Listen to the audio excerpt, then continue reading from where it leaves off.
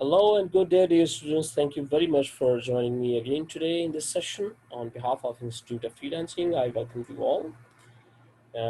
There are very interesting emails which I received from a couple of my students, and I made a same mistake which actually they are doing. So I just thought to create a training first. That what are those mistakes which you need to be very careful while creating your gigs. Before I start the session, I would like to thanks for all of those who actually joined us on YouTube channel, and they are actually reviewing our content. They are reviewing different tips and tricks, either on Fiverr, maybe on Upwork, or getting the trainings. That is at the most important thing which they're actually doing. So let's move to the basic things first, that what we are discussing and what are those mistakes which you need to avoid before proceeding to the Fiverr gigs. All right, so let's get start. Sign in first. Let me show you that what are the mistakes which I have made and the consequences which I'm going to face right now for that. For example, there was as you know there are plenty of gigs which are actually you create for different fields or for different categories which you select, and I have actually just received an order against one gig. And the interesting part about this gig is that once you click on this, you find out that this gig has certain information which are actually blank right now. So let me go to that first and show you that what sort of mistakes which I have made. So let's go from here to all of the gigs, and how can you view that? Let's click on this and preview that gig first. Here is the first thing which I wanted to show you. Uh, this is the screenshot which I created, and I just thought that I should, to gain a project, that is something which I should have been sharing.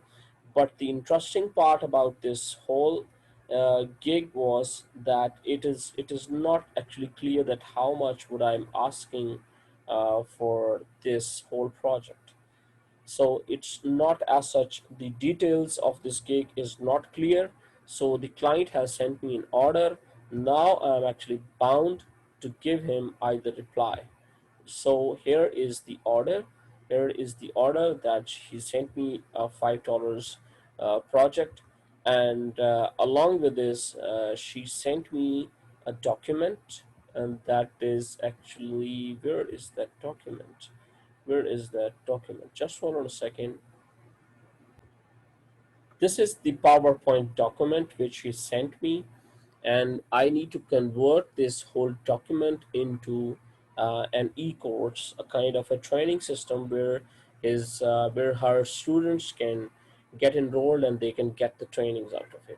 So there are in total there are 11 slides. Let me go through this one first. This is actually a complete comprehensive sequence of presentation. Probably this is the first one, as she mentioned, as this is from the chapter 1, and there's a plenty of text, and eventually once you convert this whole thing into a kind of e-course system, it is quite a bit time taking. So when you compare your time with the gig information which he asked, so probably that is something a very tricky or a very basic things to understand, that it should relate with each other. It should not be that I'll do each and everything against $1 against 1 gig, sorry, against 1 gig. So logically, if that is the case, if I take up this task, and if I accept this task, means that it will take at least a day to me, and a day, complete daytime, means approximately 5 to 6 hours to convert this whole PowerPoint slide into an e-course system, and eventually I have to submit this. So let's get back to that. The mistake which I have made is, let me go back to that Fiverr page, Fiverr gig first, and show you that from where this confusion started. All right, so this is the page. Now let me go to this where I found the order against the gig. So let me go to view and edit this one, and I'll find out there's a plenty of mistakes which I have made.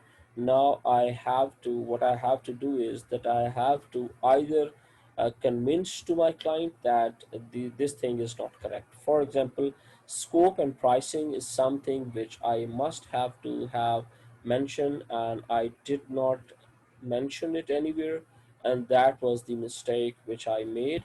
And probably have a look at this section is totally blank, the upper section is totally blank, and this top section is also where the basic and standard and premium categories, that is totally blank. And because of this incomplete information, the client has just sent me a default order of 1 gig, and I'm stuck now. What to do? So this is something which you need to be careful always before uh, before getting into this kind of problem. So the resolution for this kind of issue is that now I have to get back to the client. How can I do this? Let's go to this message, and message from here to, let's go to this project first. And at the bottom there is a box to send a message. So what I'll do is that